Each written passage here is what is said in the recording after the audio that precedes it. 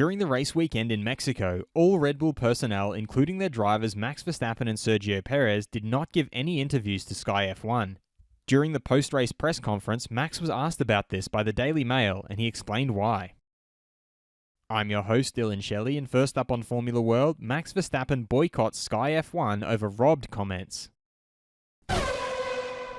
Max started off by confirming that it wasn't anything related to this weekend.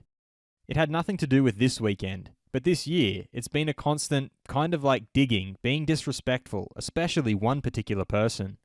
And at one point, it's enough, you know. I don't accept it. You can't live in the past, you just have to move on. He then explained why such an approach from Sky F1 is problematic.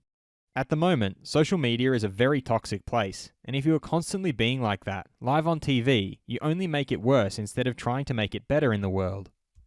You keep disrespecting me, and at one point I'm not tolerating it anymore, so that's why I decided to stop answering.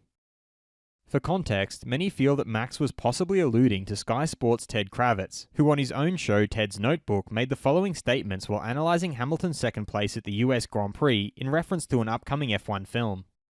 Seven-time world champion goes into the final race trying to be the greatest of all time and win the championship. He gets robbed, comes back, his next year's car is rubbish, doesn't win a race all year, and then finally comes back at a track where he could win the first race all year, battling the same guy who won the race he was robbed in the previous year and manages to finish ahead of him.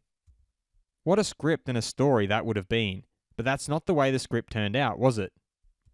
Because the guy that beat him after being robbed actually overtook him because he's got a quicker car, because of engineering and Formula 1 and design, and pretty much because of Adrian Newey. Fast feed. McLaren's Daniel Ricciardo pointed out that normally if they're in the points, they're looking in the mirrors, so to come through the field felt good. I wish there was an explanation why it hasn't been like this more often, races where I can just lean on the car and kind of put it where I want. Obviously there's only a few left, better late than never, happy to have had an attacking race. For Mercedes driver Lewis Hamilton, the Mexican Grand Prix was a good race, although they didn't choose the right tyre strategy in hindsight. Nonetheless, to be this close to Red Bull makes me very proud of my team, and I'm very grateful. Teammate George Russell is intrigued to see how Brazil goes. Although I don't think we will be quite as competitive as in Mexico, but still a huge positive takeaway from this weekend. For Red Bull's Max Verstappen, winning 14 races in a season is incredible. Teammate Sergio Perez feels that he could have finished second, definitely, but we had a poor pit stop, which really prevented us doing the undercut and being closer to Lewis. Ferrari's Charles Leclerc explained that it was a lonely race. Carlos and I were lapping together, too quick for the midfield but too slow for the front runners.